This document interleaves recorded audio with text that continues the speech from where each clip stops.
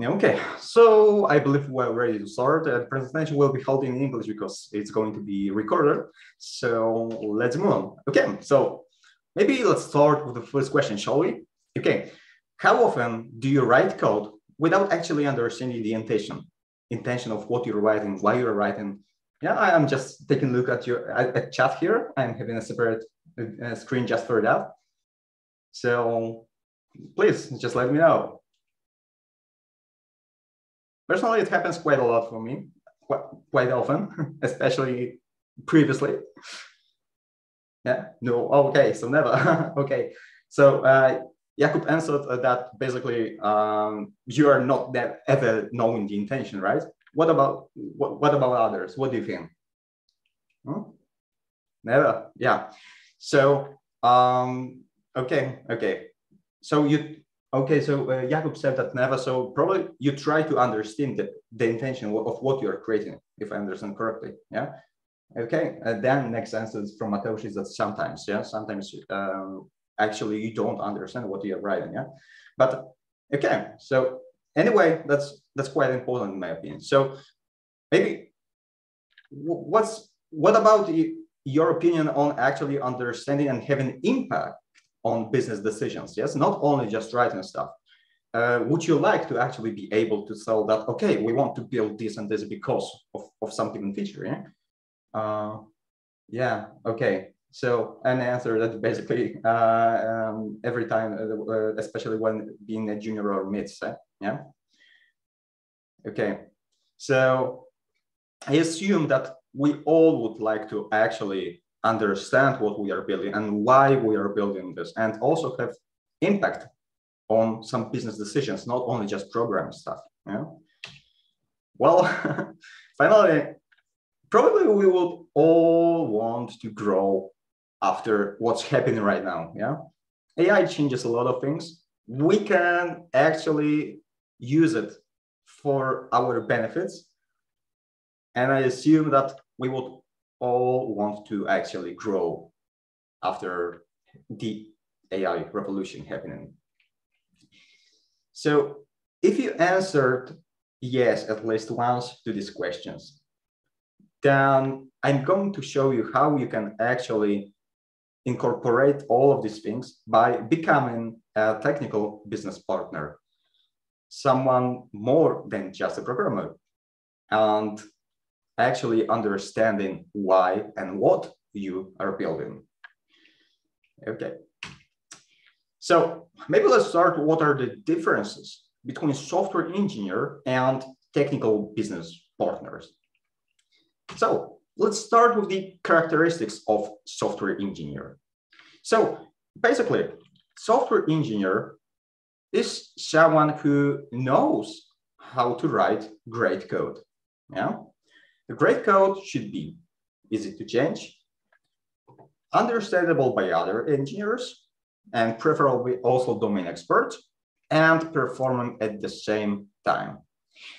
Software engineer also understands architecture, not only just writing stuff, but also understanding all the complexities between different components here. Must be up to date with all the modern technologies, not necessarily know all of them. That's very often a waste, but you need to be aware of when something actually changes, when something huge comes in. Yeah. And software engineer is usually T-shaped skills. And by T-shaped, I mean deep expertise in some technical area, and at the same time, awareness of other technologies. So basically like that, you go deep into one technology, one framework, that kind of stuff, and you know all the other stuff. That's why it's called T-shaped skills. Software engineers should also understand all the fallacies of distributed systems, well, because there are a lot of actually complexities about it, right? So these are the characteristics and responsibilities of software engineers. Okay, so what about business? Yeah, I just call it a business professional because there are multiple actually names that can be used here. So basically, guys from business should understand why they're building this. Yeah, that's natural. knows how to build different business models and preferably tried actually building and failed multiple products or projects. They know how to verify if our product actually fits the market, if it really solves some pain, some problem, and gives real unique value proposition and unique selling point. The difference between unique value proposition and unique selling point is that basically unique value proposition tells you what you get, what's your value, why you should use it. And unique selling point is basically why you should buy it. Yeah. So these are critical things. Yeah. Business professionals should also know when to pivot when there is such a need. If something doesn't work well, yeah, then we need to be actually aware that, okay, maybe it's time to actually change our initial strategy a bit, yeah, or maybe completely rework the product. So business professionals also proactively suggest improvements in key business areas and have consistent product vision. So when we combine software engineers and business professionals, you get a technical business partner, a union of both of these characteristics, both technical and business. Okay, so just to sum it up, technical business partners works proactively to support business, not only just implement stuff. How often do you actually go to the business and talk about, I don't know, yeah, I got the idea about something new. Maybe we can improve this, not just implement stuff. How often do you do that?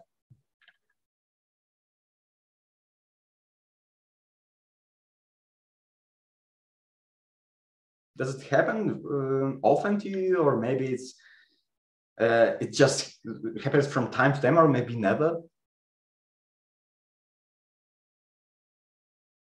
Okay, I believe we will have some time to talk later on. So maybe let's leave it for later.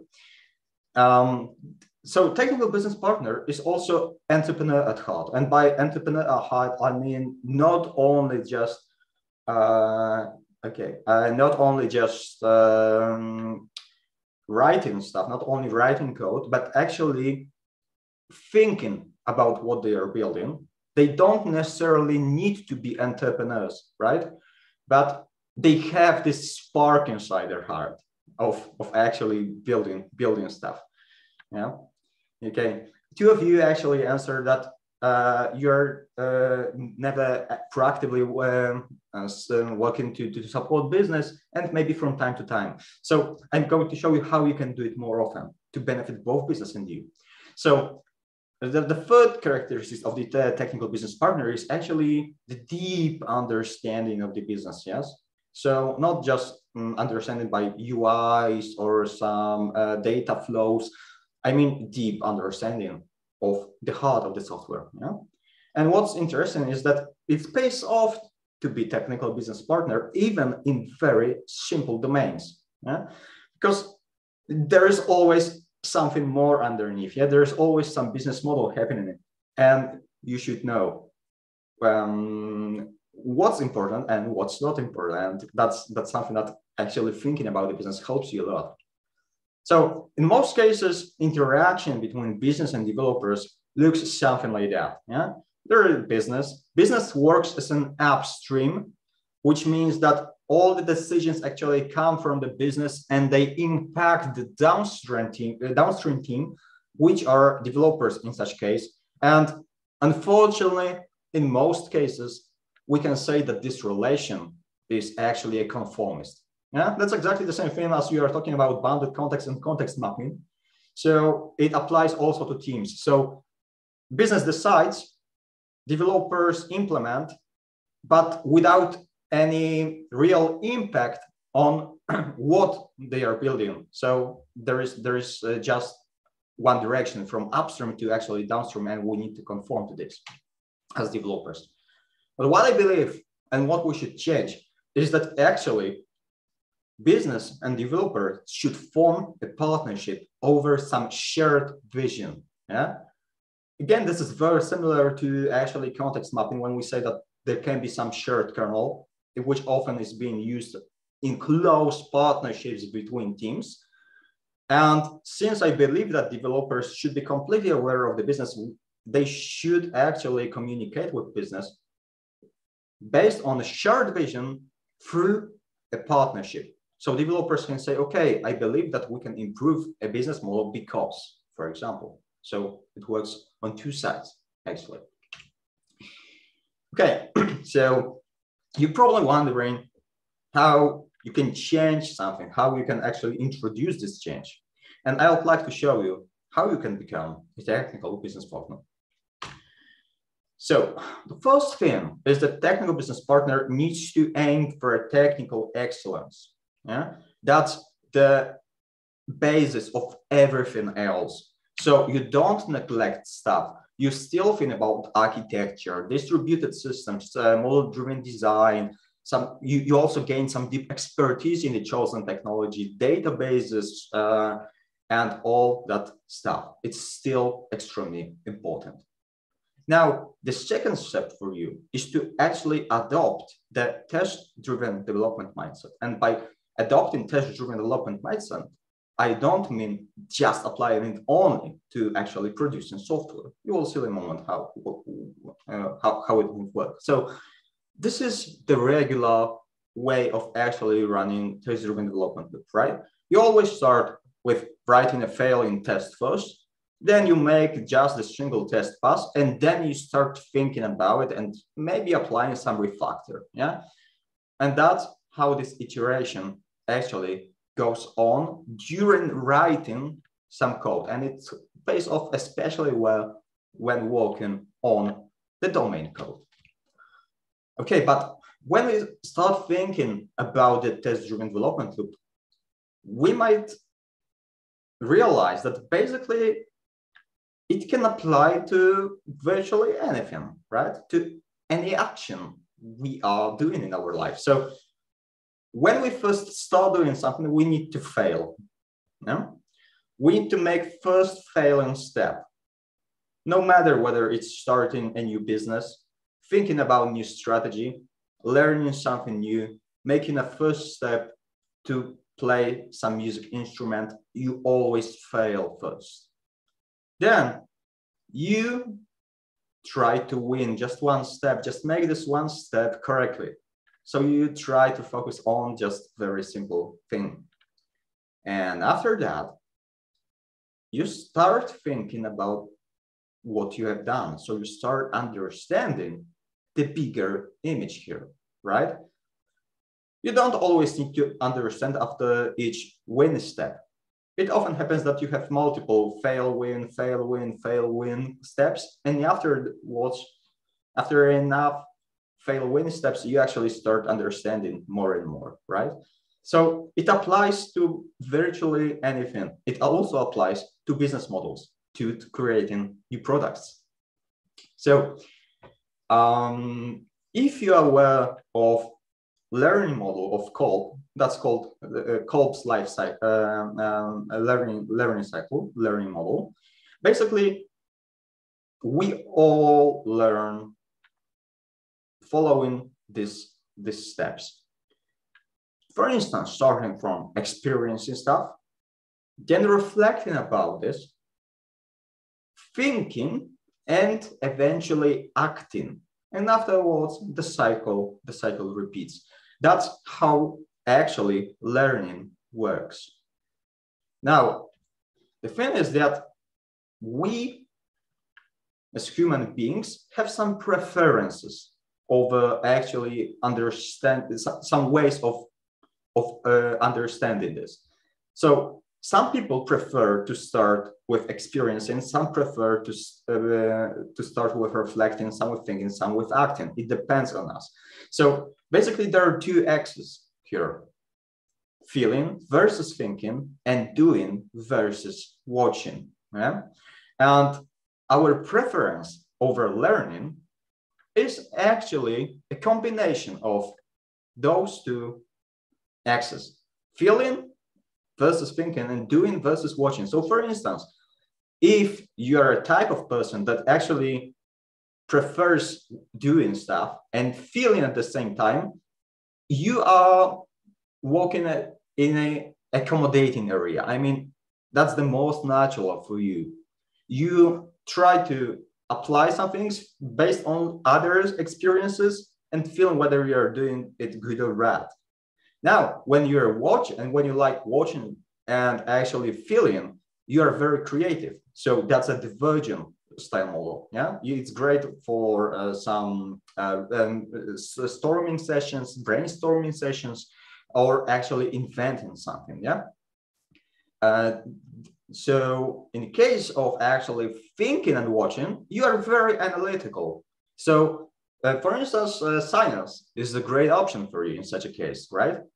However, when you are doing and thinking at the same time, you are convergent. So you try to apply all the theory to actually create something working. So you prefer to work into solve real problems than real business problems, for instance, than just assimilating, for example, than just by understanding.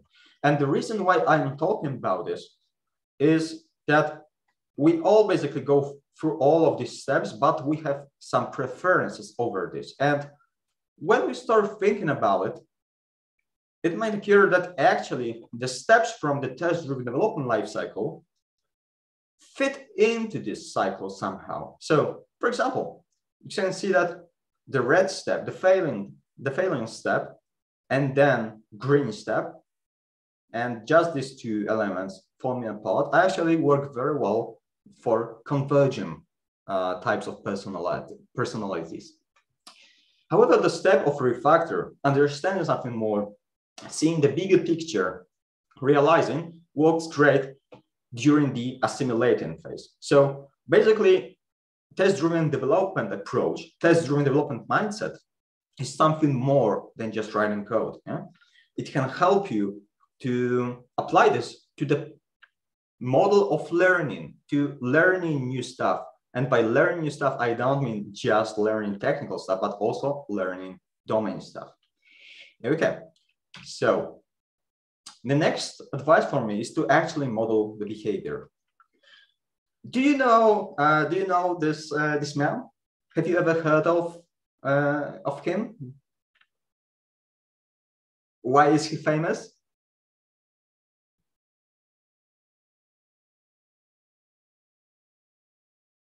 Okay. So basically, that's one of the most important figures in software development. The name is Alan Kay, and Alan Kay is one of the founders of object-oriented programming. And it happened so many years ago. And actually, Alan Kay said that OOP to me means only messaging, local retention and protection and hiding of state process and extremely binding of all things. And then he added, I'm sorry that I long ago coined the term objects for this topic because it gets many people to focus on the lesser idea. The big idea is messaging, actually. Yeah? So that's these are the words of the founder of object-oriented programming. So it's all about behaviors. And I guarantee you, if you start walking in thinking in terms of behaviors, your model will get much better and you will discover much more about your business domain. Because we are obsessed with nouns. Nouns are not important. Behaviors are actually what's important. It's all the basis of actually building working products, working software. Okay, next step is actually to question everything, but not immediately. It's not like that you jump into a project and say, yeah, you did it wrong, and you did it differently. No, it won't work because you will antagonize people against you.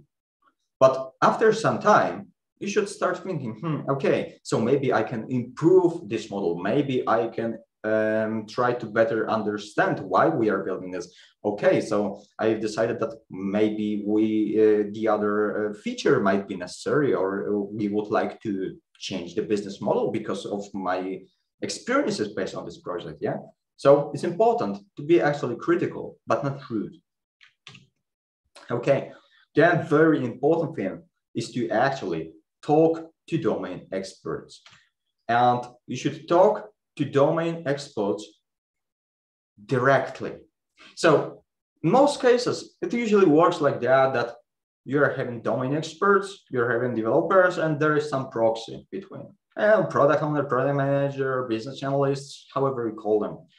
And now the problem is that when domain experts are actually talking with this proxy and exchanging some rules, some behaviors, trying to convey their vision, then proxy might actually pass something different to the developers. Yeah, and after developers tend to make the sense out of the communication they received from proxy, and might simply create wrong abstractions over it. Yeah, so trying to actually comprehend it and, well, adding something more than they than it actually happens. Yeah. So as a technical business partner, you should also proactively suggest new features. So whenever you see some opportunity, you should suggest, okay, maybe we should change that. Maybe there are some improvements. So it might look like this, that you as developers go to the business, suggest something, ask some questions. Maybe they realize something, maybe they thought about it, and then tell them, okay, so, this is great because it might, for instance, increase the revenue stream of some feature, some behavior of the system, some feature of the system, right? And, well, the business can say, okay, you are talking my language. That's awesome. Let's try it. Huh? And then we proceed. Yeah.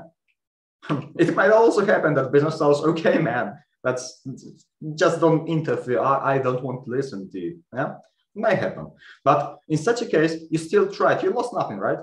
You just tried and failed. Yeah. Maybe that's not a type of company you should be working with. So at least you know the culture of the business. You lost nothing, basically. The next step for me is to actually experiment directly on domain model. And what I mean by experimenting on domain model is to actually perform all the experimentations, learning stuff, thanks, for instance, to using something I call domain experiments. And I'll talk a bit later on about this. So then you should learn more about business model. Yeah. And by business model, I mean, you should be aware of some archetypes. Yeah. For example, archetypes of trade, archetypes of product, of service, and their intersections. So when you're having, for instance, a service and a product, then you might have a subscription business. And when you're having a combination of trade, product, and service, you're actually creating an ecosystem, and so on and so forth. So basically, that's the idea behind understanding archetypes. You can see some working options immediately when jumping into a completely new company. Okay, we are working in subscription business, so we can apply some patterns for this business. We know how we earn money. We know what is the value stream, right? So after actually understanding these archetypes, understanding different business models, you are able to suggest improvement in the business model you're currently working on. Because someone might, for instance, be subscription service, it's a billion subscription business, but they are using patterns for trade, yeah? And they're doing wrong, but you know it. So you can suggest some improvement into it. Then you should at least try some sales, yeah?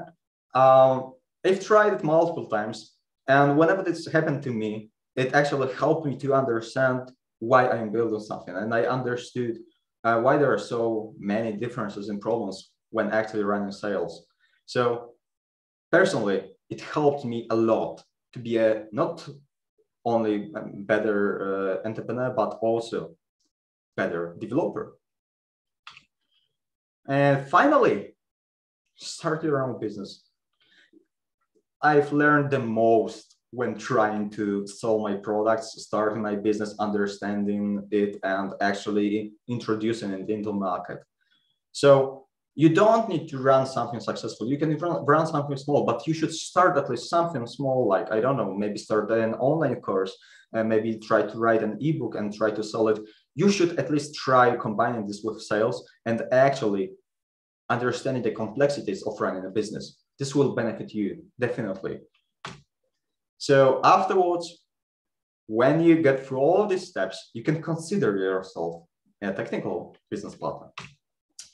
So I should probably say something more about concrete tools which you can use as technical business partners. After knowing the steps, there are multiple actually tools you can apply with you in your work to, well, keep getting better and better and going through that way to actually consider yourself technical business partner or improving your skills when already being there. So one of my favorite tools is actually something called product vision board. That's something I very often start with when trying to understand the business. So product vision board is something which is a tool which allows you to actually understand the vision of the product you're building, the vision of your clients. Yeah? So you start with a vision, you try to understand target group, their needs, the products we are providing them, and our business goals. And basically the upper part here is product vision board, but it's often combined together with business model canvas, which also gives you some knowledge regarding competitors, revenue stream, cost factors, and channels, how you're going to get to your clients. So that's something I usually start with. And I ask my clients to actually tell me, okay, so tell me, please, what's your vision, what you're building? And we are placing stickies here, for instance. Then I try to understand, okay, so who are you going to sell this to, right? What are their needs? Why are you building this? Yeah? And it often happens that when we start working on that, it may occur that core domains are placed differently than our clients initially thought. So after understanding the basics of the business model, you can get to the context mapping, which is also a great tool to actually understand the relationships between teams and different modules which are communicating together. Yeah, context map is probably something you have heard about. The DDD is, well, quite popular these days. But basically the idea is that you, after understanding the domains, knowing what's your core domain, what's your supporting domains, what's your generic domain, you try to bound some concepts inside these domains into something called bounded contexts. So basically you can think of bounded contexts as modules or services. And now you declare the interactions between, for instance, customer self-service context is a downstream of customer management context, which is the upstream. And then we have here a customer supplier relationship. So customer self context can actually suggest some needs to the customer management context. There are multiple ways how we can integrate with and multiple patterns here. But basically by understanding the context maps here, we can know that, for instance, we shouldn't make this service an open host service. So we shouldn't expose public API, but instead, for instance, we should work in partnership because, well, it's hard to define a common API language and we are still in a very exploratory steps. So context maps help you understand what are the interactions between different modules of the system, different parts of the business you are building, which is also extremely useful. Then you might apply something I call domain experiments. And basically the domain experiments is a framework I've been working on for about 5 years now. And it starts like that. You start with a knowledge crunching. By knowledge crunching, I mean you can use, for instance, big picture event storming sessions, process level event storming sessions, or any other way of actually extracting knowledge, for instance, thanks to product vision board, business model canvas, or just talking with people. So you start with the knowledge crunching, you try to extract knowledge, and what you do next? You translate key processes found during knowledge crunching into concrete examples. And now what happens next is something I call code storming. So basically, it's like a design level session of event storming, but applied directly to code in a mob programming session. So what do? You take this example and express it as test. You first create the initial model. Yeah, you got nothing initially, so you need to start something with. Then you verify and challenge the model to check if it supports all the requirements, if it's good enough to actually be able to evolve when something changes. And afterwards, since you are working in a mob programming, like 4 or 5 developers, you ask others to verify and challenge the model. And the reason why you're working in mob programming here is that basically you're experimenting. So the whole point of code storming here is to actually share the domain knowledge. And the reason why we are doing this on code is that we can see a lot more things than just working on whiteboard sessions. We can see some very concrete differences between different parts of our model, and we can incorporate changes immediately.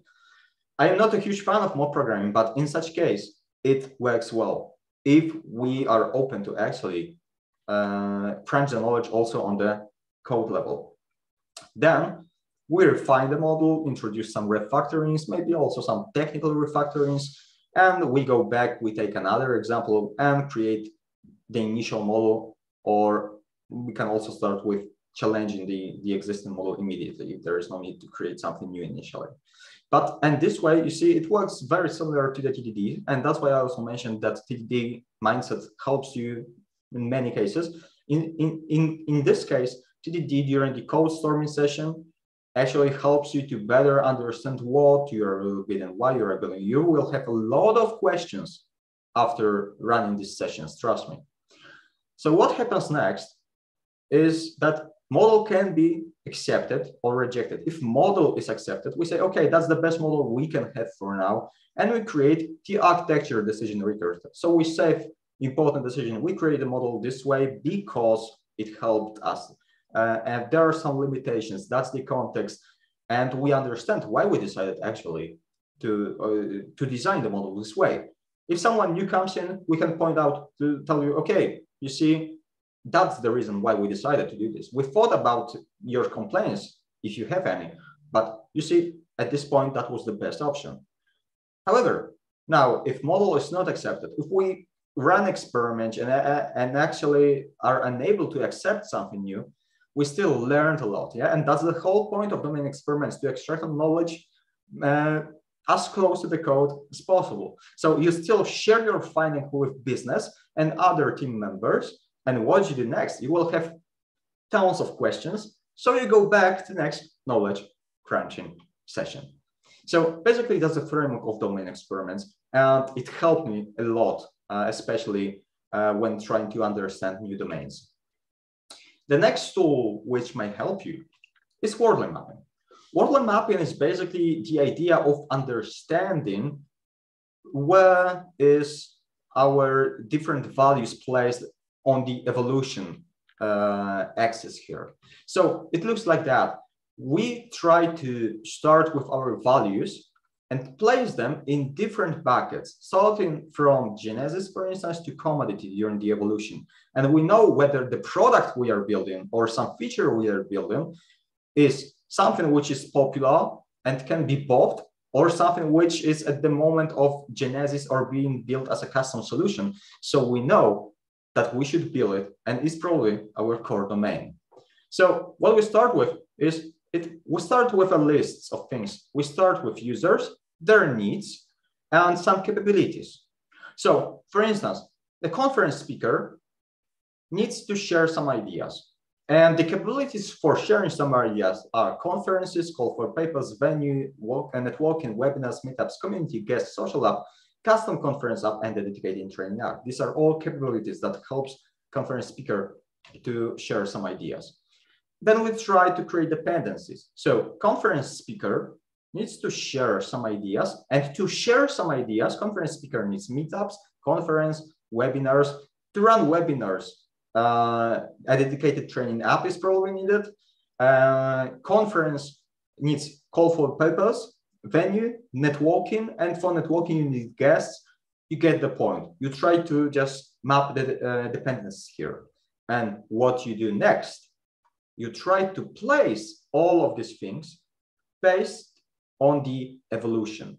So for example, community, well, I would say it's something that's still growing, but quite popular. Meetups are also popular, but growing. They are using some social app, which is also probably ready like Meetup. But in case of webinars, probably, you might want to run something very new, very shiny, and run webinars the other way than people are usually doing, because you need something more, at least in our understanding of the business. And in such case, we can say that webinars actually needs a dedicated training app. And what Word Maps tells us is that this part should, if our business works like this, dedicated training app should be probably our core domain. Yeah? We should focus on it. On the other hand, conference part, call for papers, and venue are all things that are already solved. So you can buy off-the-shelf solution for this. Okay. Finally, tactical domain-driven design, yeah? Aggregates, domain services, value objects, domain events, factories, entities, policies, specifications. Yeah, these are all the things you probably heard about, and people usually start with this tactical domain-driven design. But the thing about tactical domain-driven design is that it's not always useful. Yeah, strategic domain-driven design is always useful because it allows you to understand the domains and the relationships between them, and then find out the right context. So basically, strategic DDD always pays off. However, tactical domain-driven design is usually, and maybe not usually, but should be applied only to the core domains, which we found out, for instance, during world mapping and during knowledge crunching sessions, by understanding why and what we are building, because these are the things we need to focus on. The other things we can buy, or we can create simple CRUD systems for it, right? Finally, the AI. Yeah. So technical business partners can actually benefit from it. And according to ChatGPT, technical business partners can benefit from AI by having quick access to all the information, reference it, collaboration, because it can help you to actually write, for instance, some mail to the business in a well manner, in the business language. Finally, understanding the innovation stuff, so being up to date with changes, and naturally productivity. So when you want to write some, for instance, Kafka listener, you can create this boilerplate code using such tools like Copilot or any other tools. So it still allows us to actually focus on the domain, on the business, rather than on technical complexities. Okay, there are multiple other tools like impact mapping, business metrics, stakeholder mapping, example mapping, user story mapping, event storming, C4 model, behavioral driven development, and value stream mapping, a lot of other tools you can use. But you don't need to know and use all of them. Actually, when you just start thinking about the business, you are on the right path. And by combining all of the tools I have selected as the most important for me previously, and all the other tools I have just mentioned here, and probably a lot of more, by combining all of this and understanding how they interact, how you can use them, why you should use them, how these tools can help you to understand the business better, are actually giving you the sense of purpose. And by having a sense of purpose, you know why you are building this. So not only you are becoming more valuable to your clients, but you are feeling, okay, I know what I'm building and why I'm building this. I'm feeling good. Yeah. So by combining all of these tools, maybe not all, just a selected part, right? By combining these tools, understanding them, you will eventually get better and better at becoming a technical business partner, the ultimate union of technical excellence and business expertise. So I'm Mike Wojtyna. Thanks for joining this presentation. If you enjoyed, I would love to stay in touch. You can send me email on mike@wojtyna.pl or check out my LinkedIn under the name Michał Wojtyna. And if you are interested in becoming a professional technical business partner, and how you can use different tools I have mentioned so far, and how you can become better developer and better business partner, then I really would like to invite you to How to Be Pro, which is a training program I have created recently for you to become a better professional technical business partners and elevate your career to the next level. Thank you very much. And I believe we'll have some time for questions and answers session.